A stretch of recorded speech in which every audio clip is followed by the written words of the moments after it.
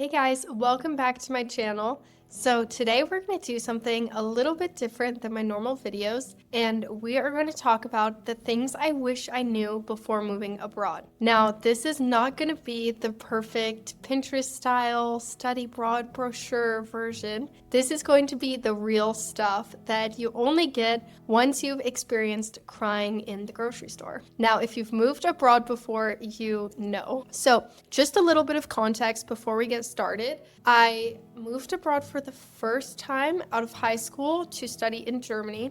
And I'm originally from the States. So that was the first move. And then I also moved abroad to Poland. Then I did some of the digital nomad traveling where you live in a place for just a month at a time. Did that in quite a few different places. And then recently this year moved back to Poland, but this time with my family and my baby here who's sleeping. So just a little bit of context, I've moved abroad a lot of times for very long extended periods of time. And with that has come lots of language learning, but also lots of different experiences. So today I am going to tell you the 20 things that I wish I knew or that I wish someone had told me before. The first one is that language learning is not magic.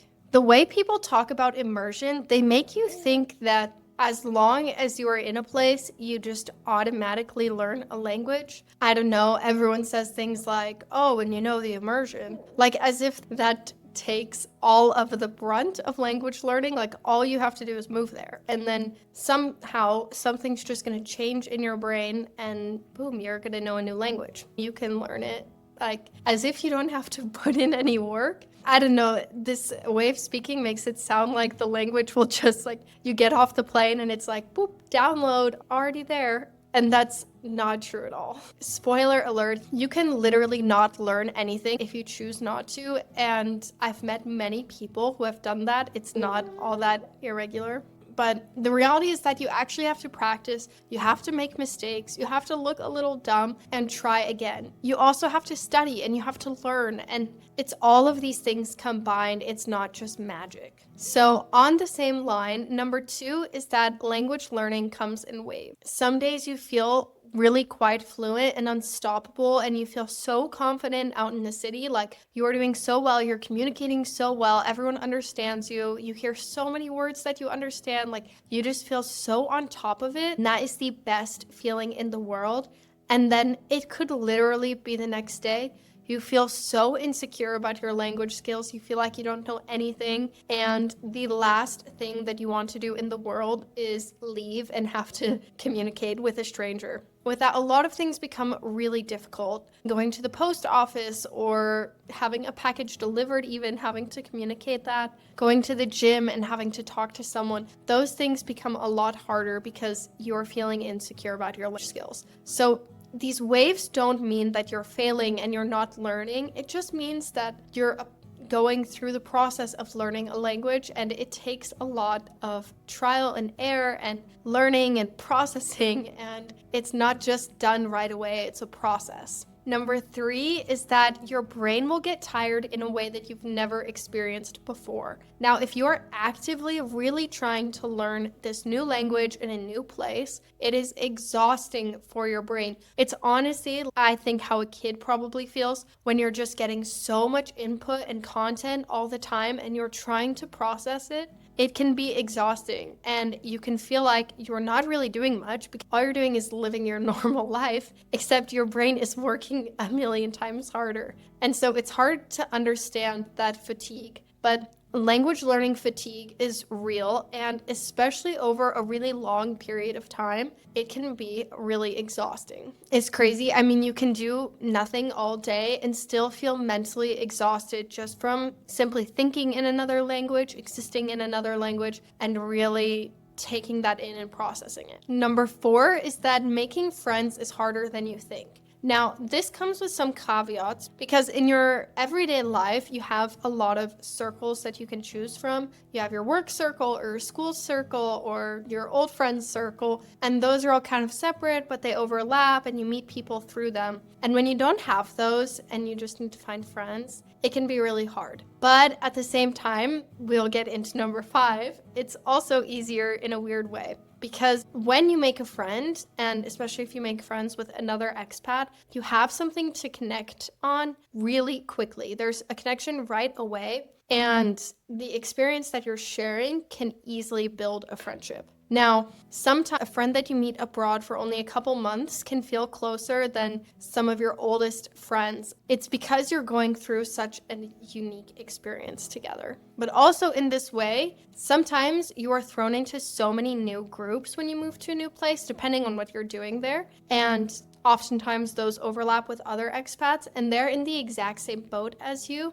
And so in that case, it makes it easier to make friends. So in one way, it's quite hard because you're starting from scratch. And in another way, it's actually easier because you have a connection that you share with all of these people that you meet. Now, number 6 is that sometimes it can get really lonely. Even when you're surrounded by people, you are experiencing something so new and fresh for the first time that it can make you feel like you are the only one experiencing it and make you feel lonely in that way. I think this is totally normal, and it's part of the experience of starting making friends and adjusting to a new place, but that is one of the realities that maybe people don't talk about. Number 7 is that homesickness isn't exactly what you imagine. Now, when I think of homesickness, I think of movies where people are just crying in their room and it's sappy and quite a mess. But I don't think that that's actually what homesickness is. I think it's very small things that come and go throughout your everyday life. It's something like, I really wish I could find this one very specific snack.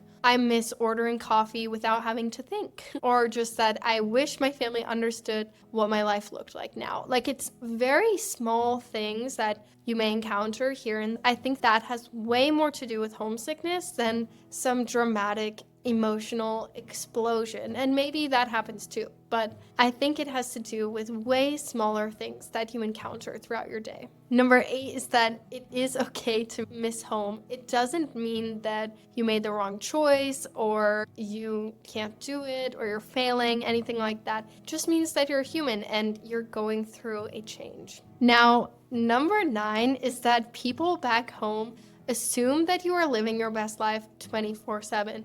They see the highlight reel and just things you do here and there, and then they fill in all the blanks and they imagine that that's what your life looks like all the time. And the reality is that you're just your same self doing the same things, maybe a few different things, but generally the same things in a new place. And I think probably for people who are back home and don't actually see you and haven't had the same experience, they can't imagine that. And so they just hype it up to you're just living your best life 24/7. You're so lucky, which I mean, maybe you are, but they don't exactly understand the reality and the hardships and the exhaustion that come with it and come with language learning 24/7. Number 10 is that visas and residency permits are not for the faint of heart. These things will test not only your patience, but your sanity, your organization, and just your ability to handle them. They can be such a headache, and no matter how many times you do it, it's just a headache. Sometimes it's harder than others, but it's not fun, but you will get through it. Number 11 is that you have to rebuild your life system. Now, this is a lot easier if you are learning the language there. I can't imagine, I think it'd be so much harder if you don't speak anything at all, but things that at home are quite easy for you, going to the dentist, the doctor, going to the bank, the grocery store, all of that is gone. And you have to start from zero. And sometimes that's really hard to navigate, but those kinds of things are also really quite satisfying when you actually do schedule them and do them all by yourself and feel like you just made that leap. Number 12 is probably one that you have never heard in a video like this, but it is the death of me. Verification codes will become your arch enemy. Every app, every website, every government form, your bank, almost everything. If you don't find some way to change it or arrange it before you get your new phone number, it is a nightmare. It becomes an entire saga. Some ways I've managed this is I get a Google Voice, but you have to do that before you move because you need a phone number from the place that you're living at that time to get the verification code to set it up. But then once you have it, you have a phone number that you can put in for verification codes to get texts. So I have one that I get texts from that just says like Uber verification code, things like that, when you have to set it up, and it's really picky about that. Now, that can be just such a nightmare. So if you are moving abroad, make sure you think ahead and are prepared for that. Number 13 is that phone service used to be so hard. It used to be, even 5 years ago when I moved for the first time, it was, not impossible, but it was hard to do. Now it is shockingly easy. This is not sponsored or anything, but you can get an eSIM from all these different places online, just in the app, and then buy phone service in the app. So you don't have to go in somewhere and try to explain that you just moved there and you need a phone number and you have to give them your passport and they ask for your bank account from that new country, which you don't have already, like this whole circular nightmare. You don't have to deal with that. All you have to do is download an app, download an eSIM, and buy phone service. Now, if you're traveling for short to medium amounts of time, you can do this on Nomad, the app, and just buy service wherever you are. But if you're there somewhere long term, you can literally look up what phone service to get, download the app, get an eSIM. It is so much easier, and that makes life way better when moving abroad. Number 14 is that the hard things feel disproportionately hard at first. So at the beginning, when you're figuring out public transport, translating cleaning supplies, trying to read store hours, everything just feels like a puzzle. But pretty quickly, all of those first things that you're working through become really easy, and your day-to-day life becomes much easier. It's a lot harder at the beginning, but you adapt actually quite quickly, and it gets easier so quickly. So if you're in that period where you are struggling, don't worry, it will get better very soon. Number 15 is that there are these natural phases. First, there's a romantic period, then there's a reality check, and then there is a sense of normal. At first, when you arrive, everything feels magical and so new, and you feel so in love with the place you're living. Like there's nothing wrong, you could be there forever.